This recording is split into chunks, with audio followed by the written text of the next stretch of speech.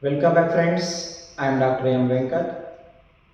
Welcome to my Ayurveda tutorials.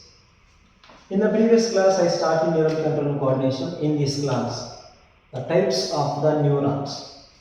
The neurons are classified one that depending upon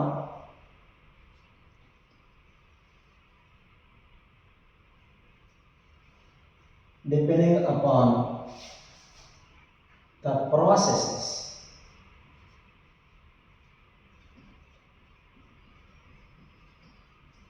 This is the criterion for the classification of the neuron. Depending upon the processes,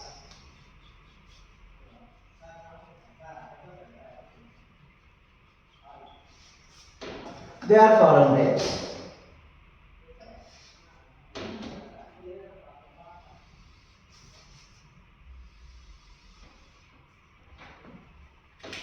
One, the unipolar.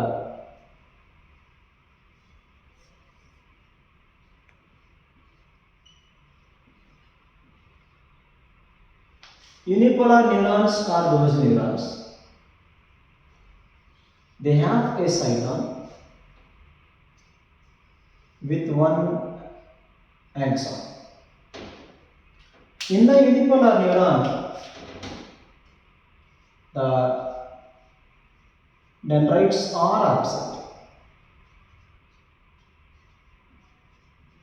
Dendrites are absent in the unipolar neuron. Cyton with a single axon. Example, during the human embryonic development, embryo of man, embryonic stage of man containing unipolar neurons. Second type, the pseudo-unipolar.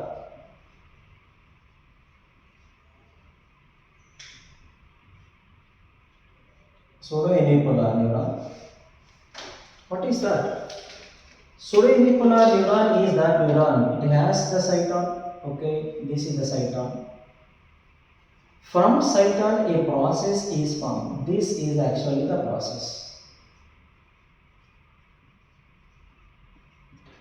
From the process, single dendrite,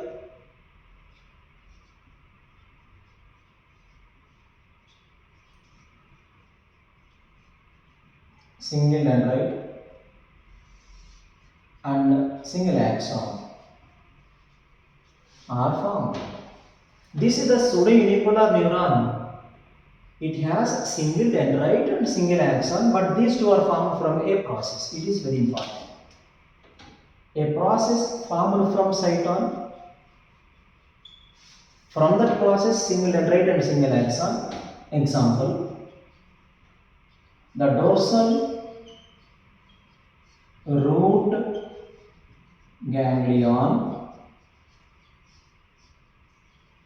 of spinal cord.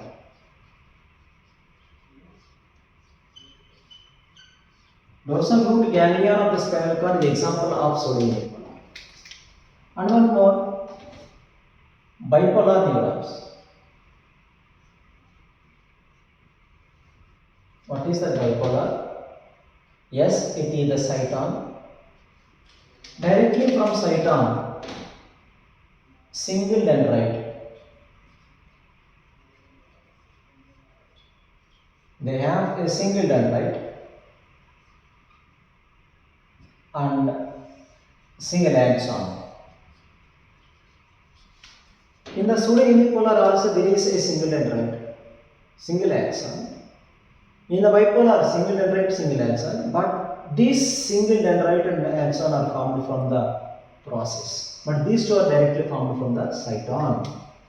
Example, where we see the bipolar neurons. Bipolar neurons are present in the retina of the eye. Retina of eye. The olfactory nerves from nose. From the olfactory epithelium of the nose, and the inner ear nerves are bipolar.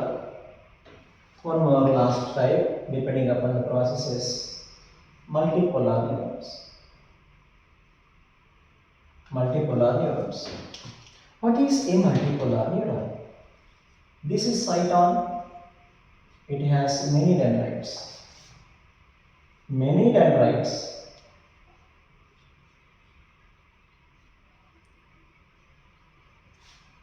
and single axon.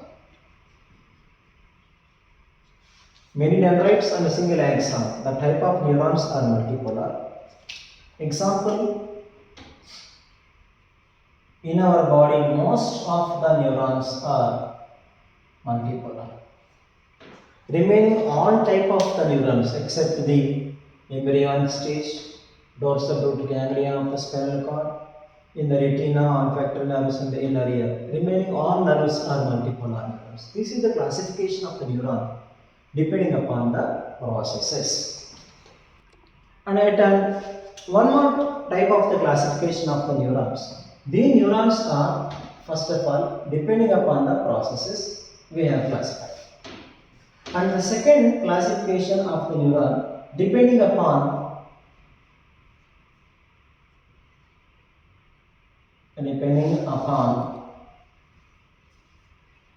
myelin sheath.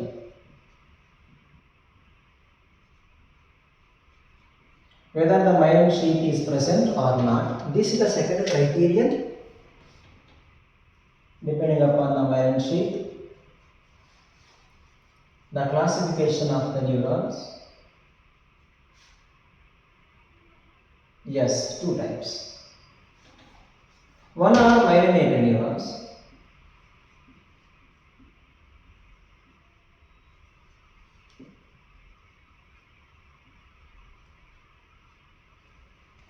Second, the unmyelinated neurons.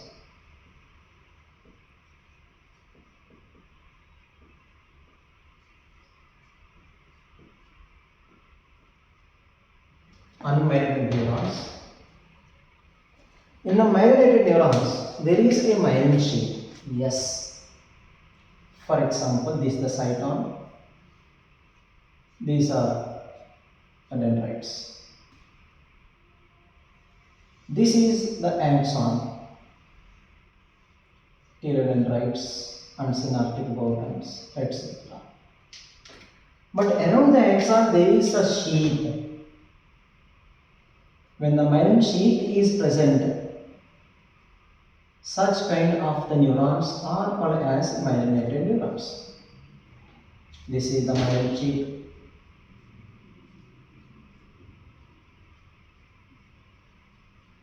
Myelin sheath. If you see the part of the axon without the myelin sheath, this area where myelin sheath is absent, that is called as nodes of runway. Nodes of runway. When it is a node and node, this area is called as the internode. Internode. At the internodal area, the myelin sheath is present. So this is the structure of the myelinated neuron. At where you see the myelinated neurons.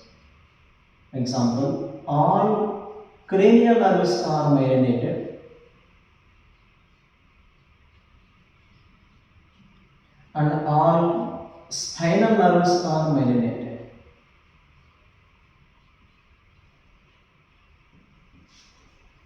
And unmyelinated neurons are those neurons, they don't have the myelin sheath.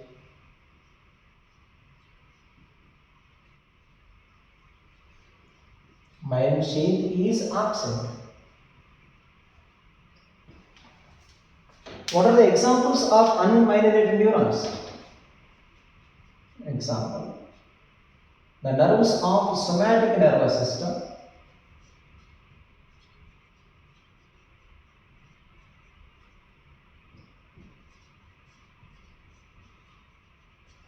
and the nerves of autonomous nervous system.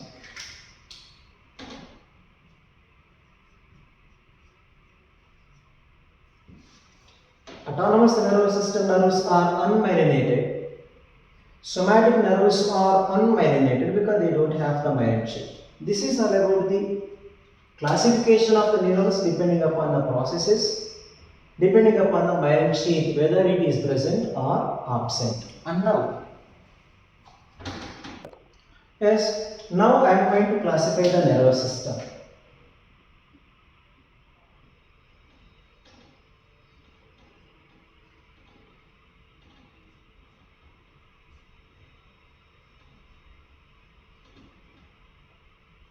Nervous system is classified into majorly two parts.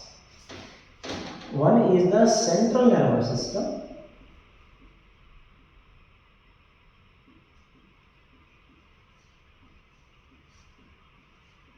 Central nervous system, the CNS. Second, the peripheral nervous system.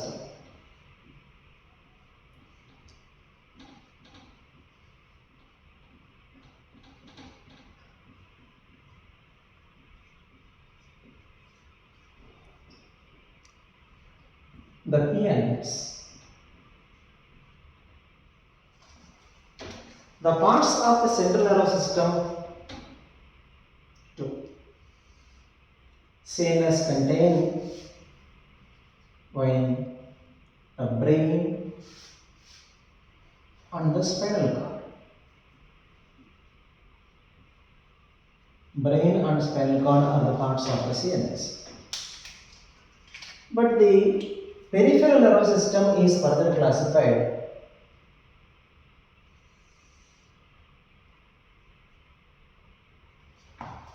one is the anatomical classification.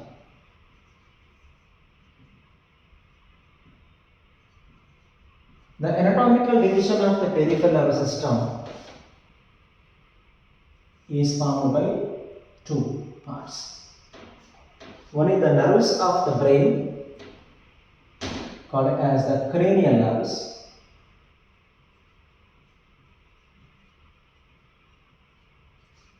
And the nerves of the spinal cord called as spinal nerves.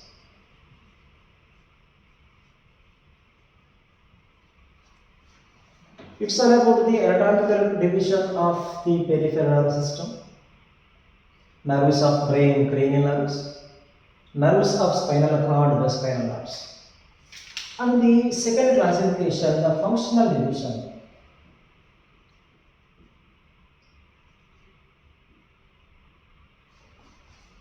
PNS functional division is formed by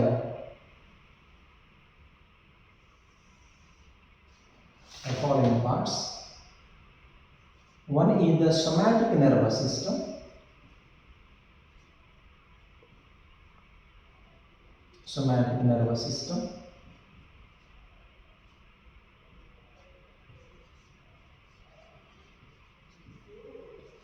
And the autonomous nervous system, I write ANS, autonomous nervous system. And one more, the visceral nervous system.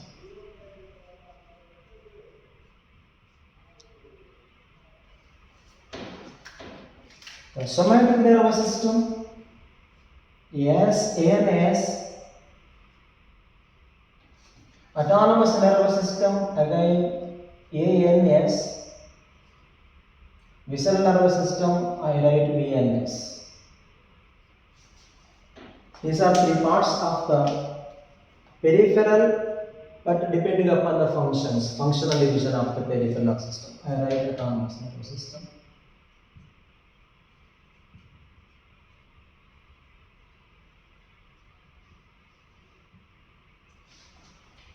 What is a somatic nervous system, autonomous and visceral nervous system? If you see,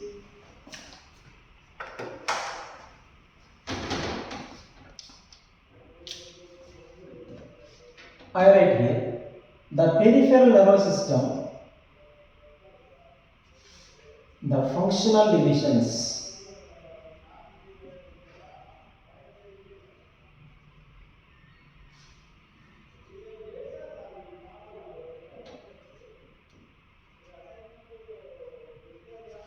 The functional divisions of the peripheral nervous system.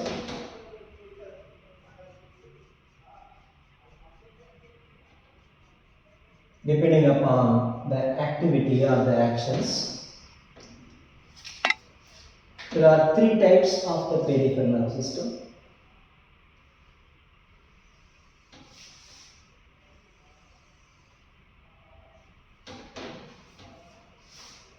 One is the somatic nervous system.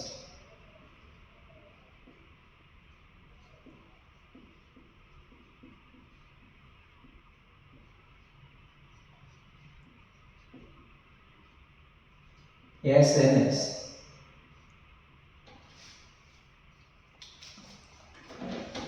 One more, okay, I wrote ANS, autonomous nervous system.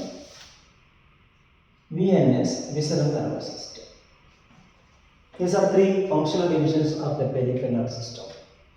What is the somatic nervous system? SNS. See, this is the spinal cord.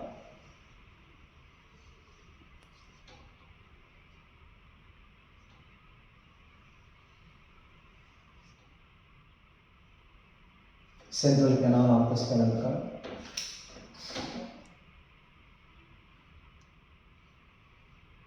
And this is the H-shaped or butterfly-shaped gray matter.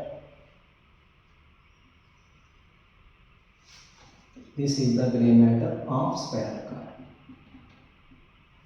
And this is white matter, dorsal funiculus, ventral funiculus, and the lateral funiculi, nothing but the white matter of the spinal cord. But my intention is to explain about the somatic nervous system. For example, this is a sense organ.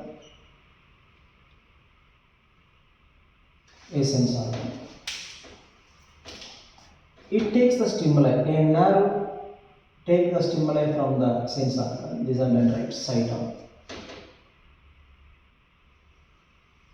And this is the nerve ending in the gray matter. This is axon ends at the gray matter. This is a sensory neuron.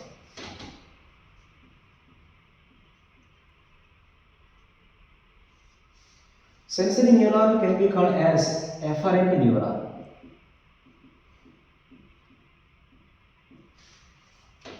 The motor neuron, which is coming out from the ventral root of the spinal cord. This is cyton. This is the motor neuron.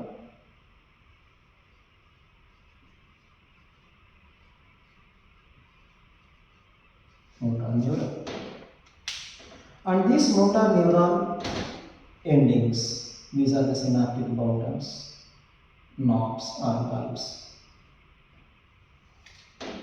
And this is motor neuron, only one motor neuron. That is why I write single motor neuron pathway.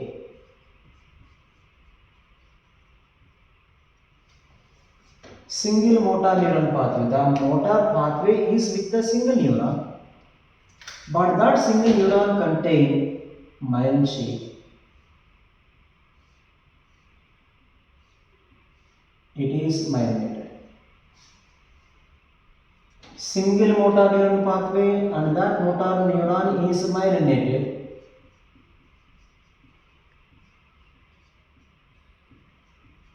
Neuron. The somatic nervous system motor neuron goes to the effectors. What are the effectors of the somatic nervous system?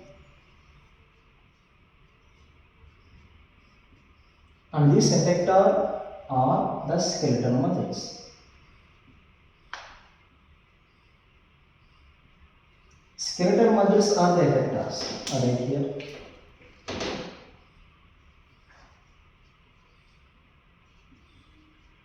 Skeletal muscles are the effectors.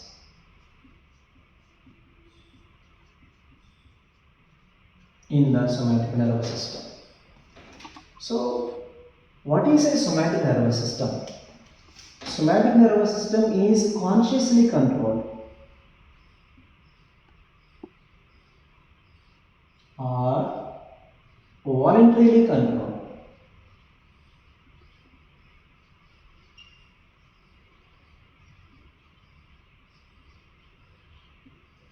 When the somatic neuron, the motor neuron which is going to the skeletal muscle, the skeletal muscles are the effectors in the somatic nervous system. The nerve innervating to the skeletal muscle is the somatic neuron. Somatic nervous system is consciously controlled. That is why skeletal muscle action is consciously controlled. It is a voluntary muscle. I think you understood that. It's all about the somatic nervous system. And coming to the autonomous nervous system, I write here, this is the ANS, autonomous nervous system.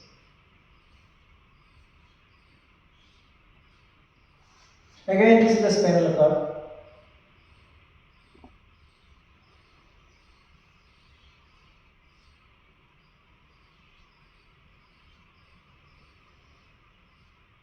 Central canal. H-shaped or butterfly shaped gray matter.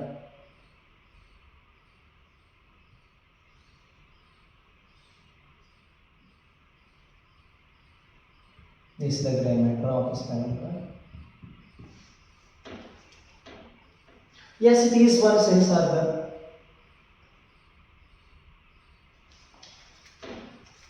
And the sensory neuron, cyton, the dendria. It is a sensory neuron and it is the gray matter. Okay.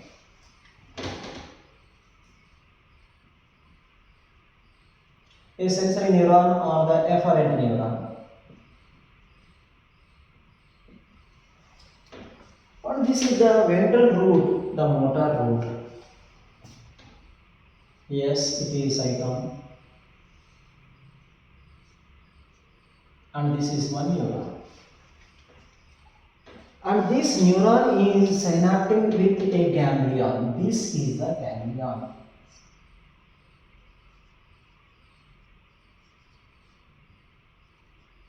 And the nerve in front of the ganglion. The nerve in front of the ganglion is called as the preganglionated nerve.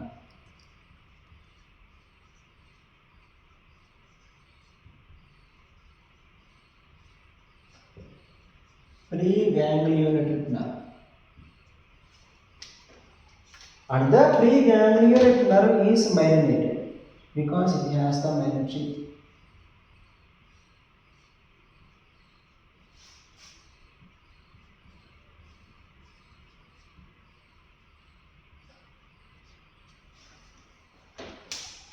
But a nerve starts from the ganglion. This is another nerve, cyton, and this is another nerve. And this nerve is the postganglionated nerve. Postganglionated nerve.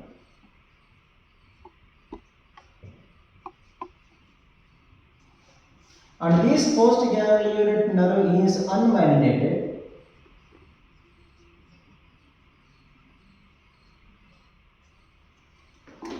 So the conclusion is in autonomous nervous system.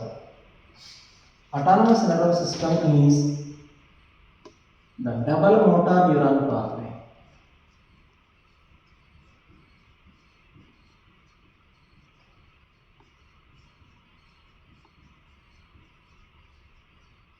But whereas the somatic nervous system, single motor neuron pathway, autonomous nervous system is double motor neuron pathway. It has a preganglionated nerve and the postganglionated nerve. The pre-nerve is myelinated. The postganglionated nerve is unmyelinated. And the effectors, what are the effectors in the autonomous nervous system? Effectors are maybe the cardiac muscle. Okay. This is the cardiac muscle.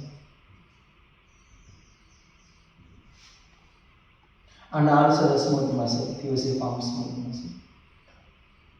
And the ganglions. These are the effectors in the autonomous nervous system. I write here. Effectors are cardiac muscle,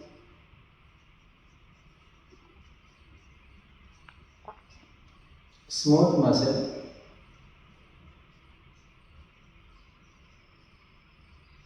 and glands. These are the prime differences between the somatic nervous system and the autonomous nervous system. So somatic nervous system is consciously controlled, but whereas autonomous is autonomous. It is unconsciously controlled. I write here. Autonomous nervous system is unconsciously controlled or involuntarily controlled.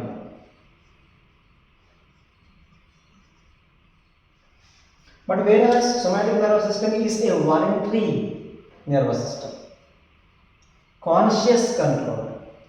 But autonomous nervous system is involuntary control and also unconsciously controlled. It has double motor neuron pathway. Where most importantly, the effectors in the somatic nervous system are the skeletal muscles. Effectors in the autonomous nervous system are the cardiac muscles, smooth muscle, and all glands. And one more point, the classification of the autonomous nervous system. Autonomous nervous system is further classified. The autonomous nervous system is further classified into two parts. One is the sympathetic nervous system,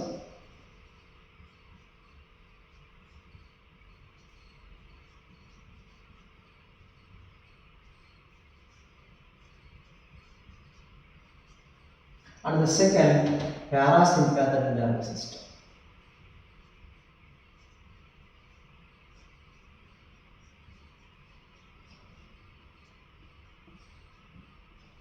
It's all about the autonomous nervous system. And coming to the visceral nervous system. Visceral nervous system is puzzle. And coming back to the visceral nervous system. So visceral nervous system is a part of PNS. Visceral nervous system is a part of peripheral nervous system. Yes. VNS is a part of the peripheral nervous system. What are the contents present in the visceral nervous system? Visceral nervous system contains the nerves, nerve fibers, nerve plexus,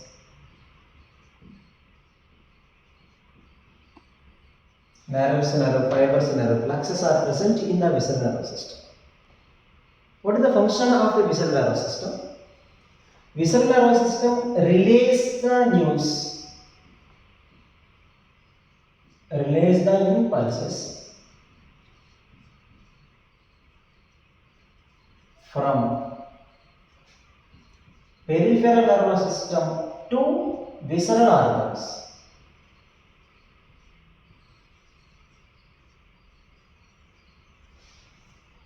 From peripheral nervous system to the visceral organs, as well from visceral organs to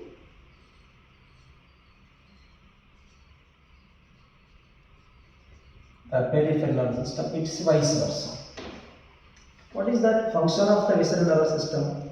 It relays the news from the PNS to the all viscera. From the viscera to the all peripheral nervous system. This is all about the classification of the nervous system. Thanks for listening to my class. Welcome back, friends. Welcome again for another video class. I am going to discuss about the nerve impulse propagation and conduction.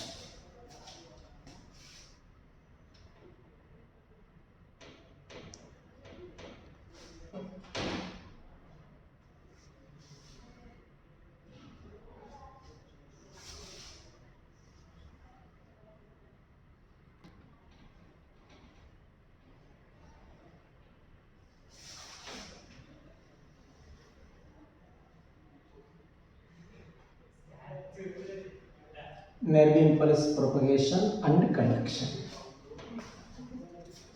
You know, the nerve has axon. Axon The plasma lemma of the axon is axolemma. This is axolemma.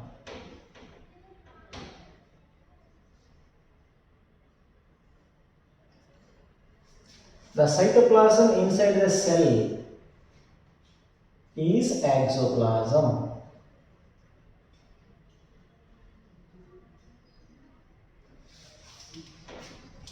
But the fluid which is present outside of the cell, this is ECF. Extracellular fluid. This is ECF, axolemma and exoplasm. So when the nerve is under resting condition,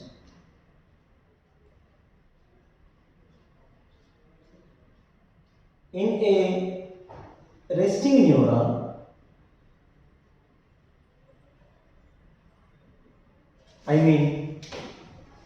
when the nerve is not conducting any impulse, nerve is not conducting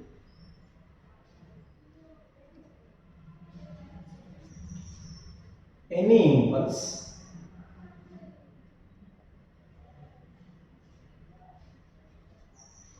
it is called as resting neuron.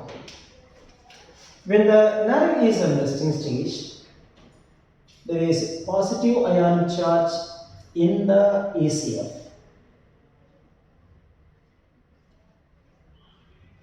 The positive ion charge in the ECF and the negative ion charge in the exoplasm. This is the negative charge in the exoplasm. The negative ion charge in the exoplasm.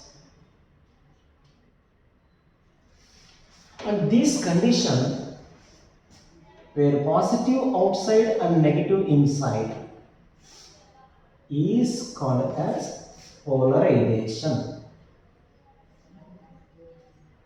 This is the polarization. And that membrane, axolemma membrane, is the polarized membrane. This is also called as the resting potential. Resting potential.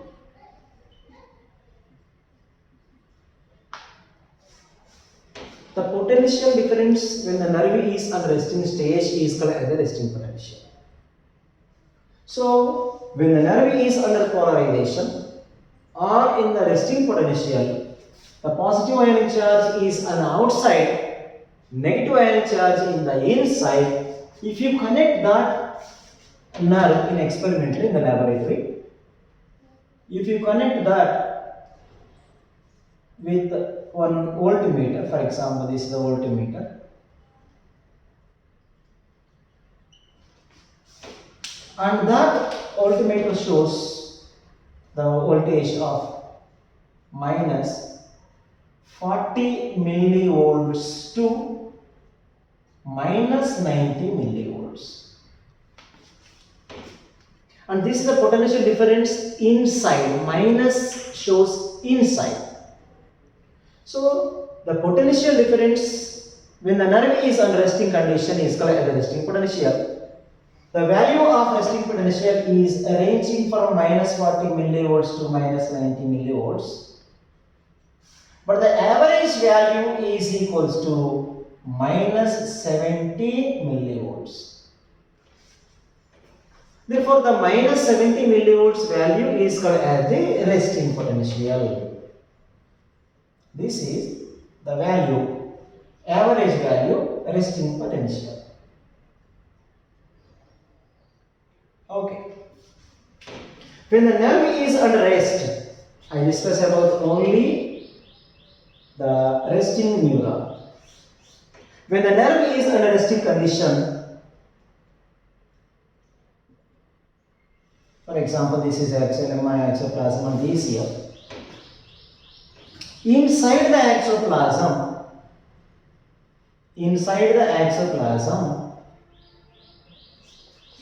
there is a high concentration of potassium ions.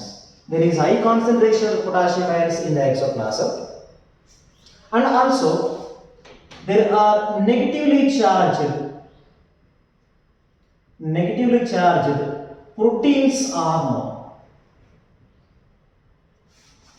In the resting neuron, inside the exoplasm, there is high concentration of potassium ions, and also there is a high concentration of negatively charged proteins, and there is a low concentration of sodium ions. Inside the exoplasm, when the nerve is at resting stage, there is high concentration of the potassium, high concentration of the proteins, but low concentration of the sodium ions. But in the ECF, okay, inside the ECF, there is a high concentration of sodium,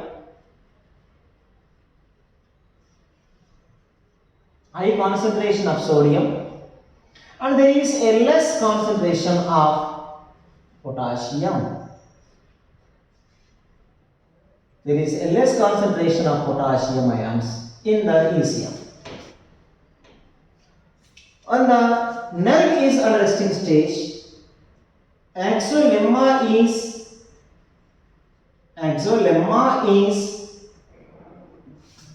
more permeable to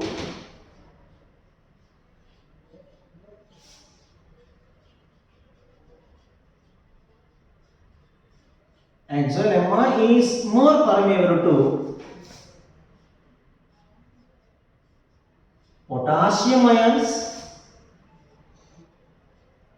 and it is nearly impermeable to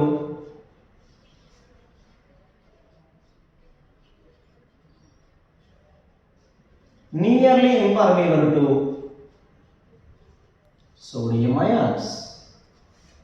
And also, when the nerve is on resting condition, not only the resting stage, at any stage, when the nerve is conducting the news during the nerve impulse transmission also, during the action potential also, nerve is never permeable to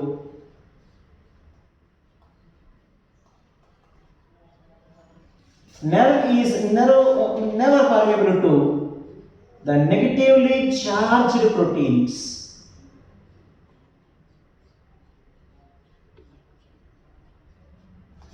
And also, nerve is never permeable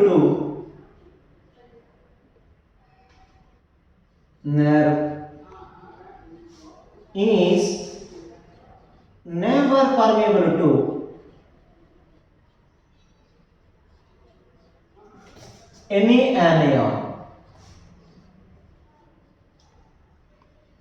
I mean, for example, chloride minus ions.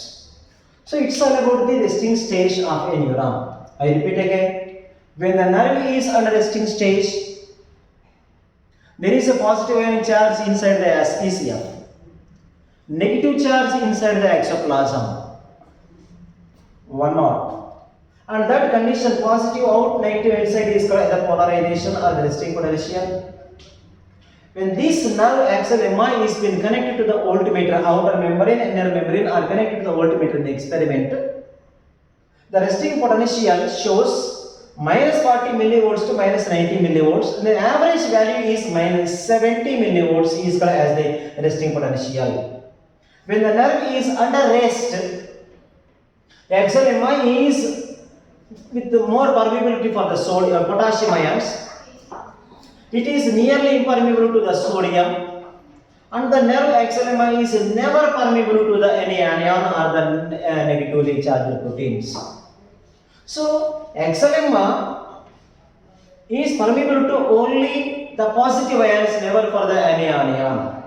When the nerve is under resting condition inside the exoplasm, there is high concentration of the potassium and high concentration of the negatively charged proteins and low concentration of the sodium.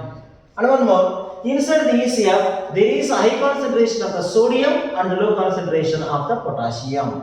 And coming to one more point, to maintain this resting potential, about average value of minus 70 millivolts, the resting potential is maintained by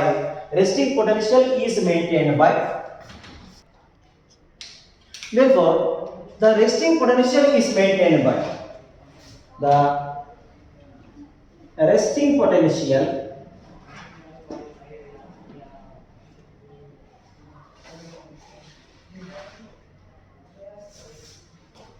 is maintained by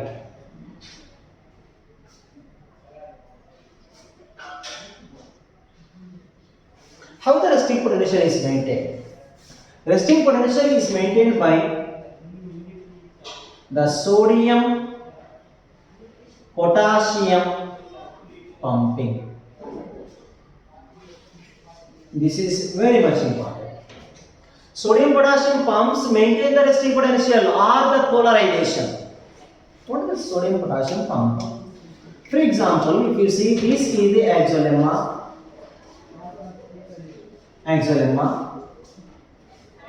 This is exoplasm and this is ECF.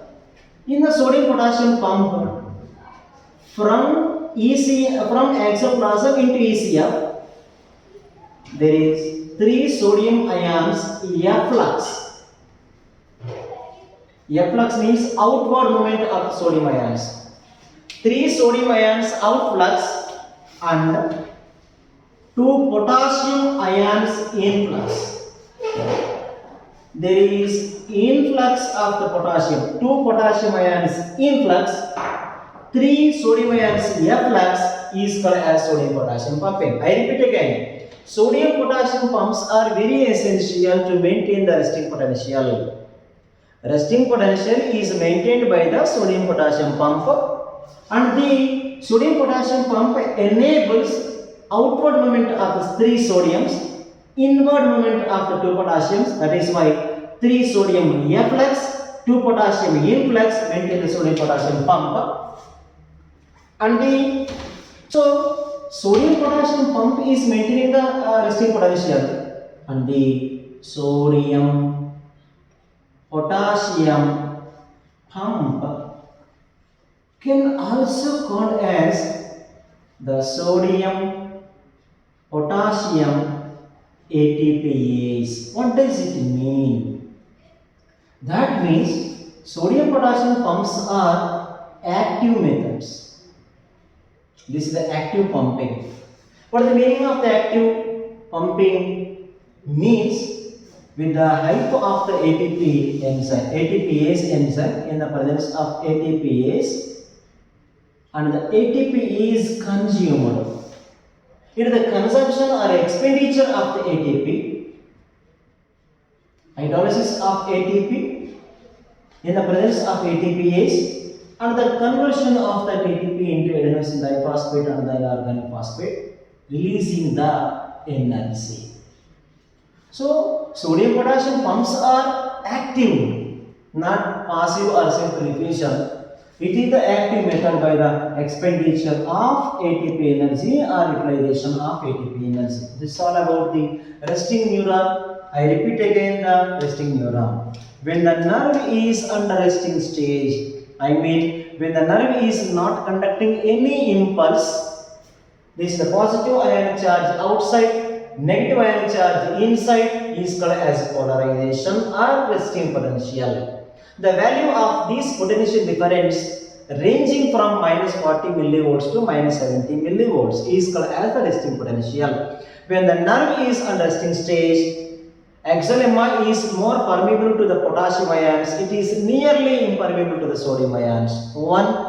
When the nerve is resting stage, there is a high concentration of the potassium inside the exoplasm, and high concentration of negatively charged proteins inside the exoplasm, and low concentration of the sodium inside the exoplasm.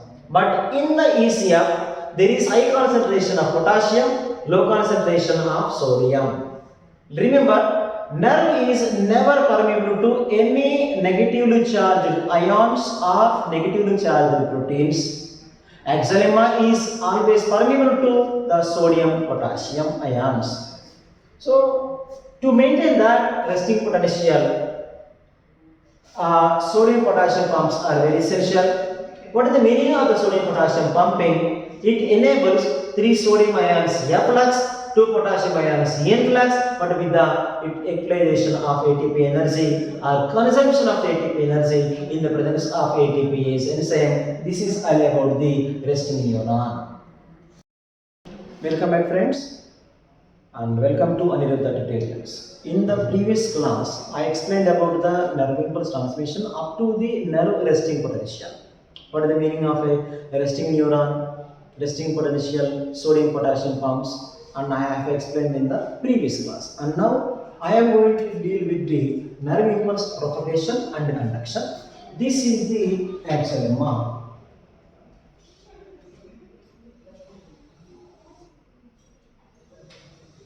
Axonema.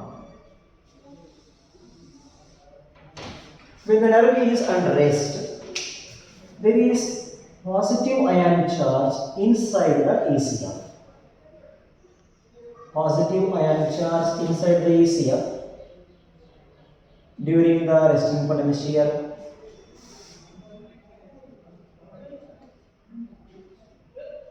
And the negative ion charge inside the exoplasm. This is a negative charge inside the exoplasm, and this condition is called as a resting potential or polarization. But during the nerve impulse propagation and conduction, for example, this is the site A or zone A, segment A. For example, this is segment B, and one more segment is C, segment D, etc. Segment Z. This is the initial segment. The segment of stimulation. When the segment A is stimulated, what happens at the segment A? In this segment, because of the stimulation, there is influx of the sodium ions. This is the influx of the sodium. When the sodium influx occurs, I write influx of sodium leads to there is a membrane potential reversal at the segment A.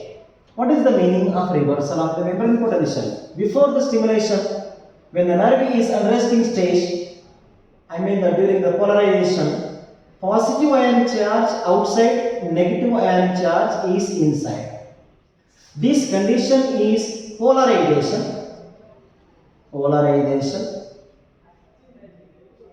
or can be called as the resting potential. It is a resting potential or polarization. But when the segment A is stimulated with the minimum energy, what happens in the segment A? Sodium ion influx occurs. Ultimately, the charge of the sodium is increasing in the exoplasm, and ultimately the membrane potential reversal occurs. Inside the exoplasm, positive ion charge increasing, but inside the ECF there occurs the negative charge. So this is the membrane potential reversal. And this membrane potential reversal, for example, this is the axonema, negative ion charge outside, positive ion charge inside. This condition is called as depolarization. Polarized membrane is converted to depolarization, and the depolarization can also called as action potential. action potential, or can be called as, actually it is the nerve impulse. Nerve impulse. So when the segment A is stimulated, immediately sodium ions influx occurs into the exoplasm. Ultimately inside the exoplasm there will be a change in membrane potential. The positive ion charge is increasing inside that exoplasm, and this condition where minus outside, positive inside is called as depolarization, or action potential can be called as the nerve impulse. When the segment A is under nerve impulse, B, C, D, Z, etc. from B to Z all are under polarization, I mean in the resting potential. But the flow of current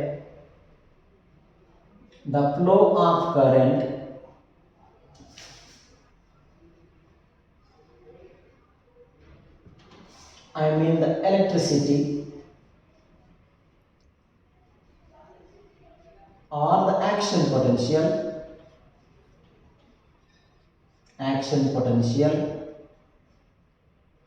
or can be called as the nerve impulse. So the flow of nerve impulse or action potential or current inside the exoplasm is always from A to B. The flow of current is always from A to B inside the exoplasm.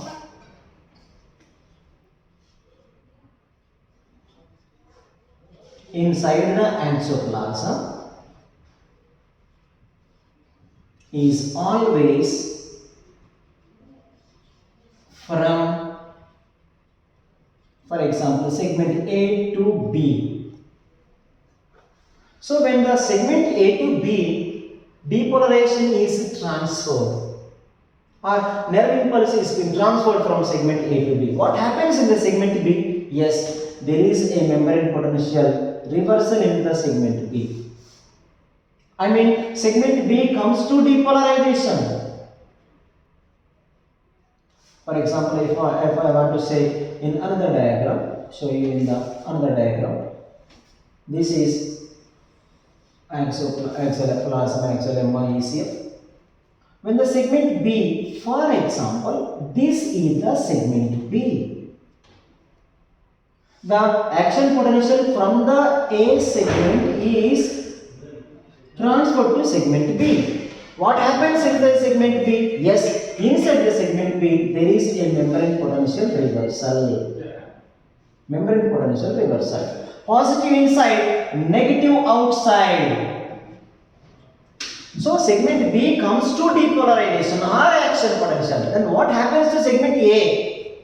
Segment A comes to polarization again, because the flow of current outside of the axon, I mean in the ECF, this is always backward. Therefore, the flow of current or electricity, action potential and the nerve impulse inside the exoplasm is always from A to B, but outside, what happens in the outside? It is very important. Outside, I mean in the ECF, the flow of current is always from B to A. Therefore, when the B to A occurs, this is again it is polarized. Segment A is becoming polarization. I repeat again, it is very important. The flow of current or action potential inside the exoplasm is from A to B.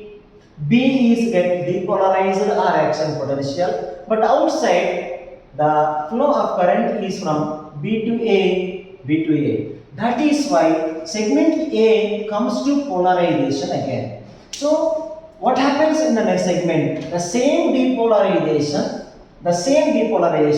is stimulating the segment C. Therefore, segment C comes to depolarization. Show you, this is positive ion charge inside, negative ion charge outside. So segment C comes to depolarization, but B comes to polarization because the flow of current inside the exoplasm is from B to C, but from the outside it is from C to B. Therefore, it is getting polarization. So segment B comes to polarization again, but segment C under depolarization. And last one, explain you again what happens in the segment C. A, B, C and segment D. What happens in the segment D? Therefore, the flow of current inside the exoplasm is always forward C to D. Therefore, the segment D comes to depolarization.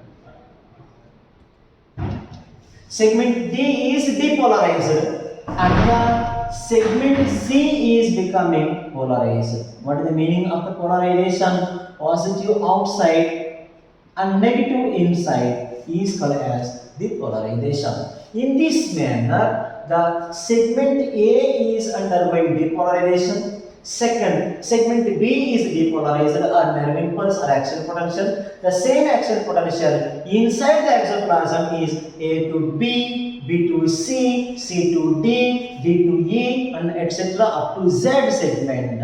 But outside, the flow of ion is from B to A and therefore A becomes polarization. And C to B, B becomes polarization. Next segment which is polarized is C, etc. Therefore, the flow of current inside the exoplasm is always forward and the flow of current outside is always backward. Ultimately, that comes to the end of the neuron, nerve impulse is conducted. Thanks for listening. Therefore, the flow of the current inside is A to B, B to C, C to D, etc. It has been continued.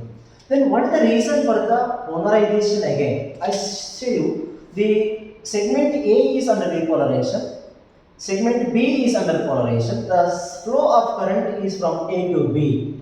When the segment is get depolarized, I mean it is under the action potential or nerve impulse, then what happens to segment A? In the segment A, there is a polarization. The reason for the polarization is the reason for polarization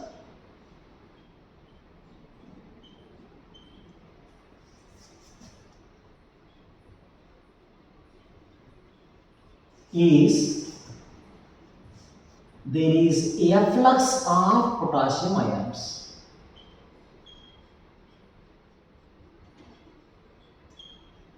There is a efflux of the potassium ions. When the potassium ions go out, the outward movement of the potassium ions, therefore the positive ions, potassium ions, when they are effluxing out, moving outward, ultimately there is a positive ion charge inside the ECF and there comes the negative ion charge inside the exoplasm. Therefore, the main thing we have to remember is the reason for the polarization. Again, it is segment A is becoming polarization, or else B or C, etc. When the nerve impulse is transmitting in the forward direction, therefore A to B. When the B is under depolarization, A comes to polarization. When B to C, when the C is under depolarization, B comes to polarization, etc. The reason for the polarization of a segment or a zone of the neuron, the reason is the efflux of the potassium ions, because the permeability for the sodium ions is very short-lived. It is not a linear process. When the influx of the sodium is very short-lived, but after very short time, the efflux of the potassium occurs. During the efflux of the potassium, and the segment becomes polarization. So, in this manner, the nerve impulse is propagated at the segment A, conduct to up to the Z segment, and the repolarization. Polarizations are again achieved because of the efflux of the potassium ions. It's all about the nerve impulse propagation and conduction.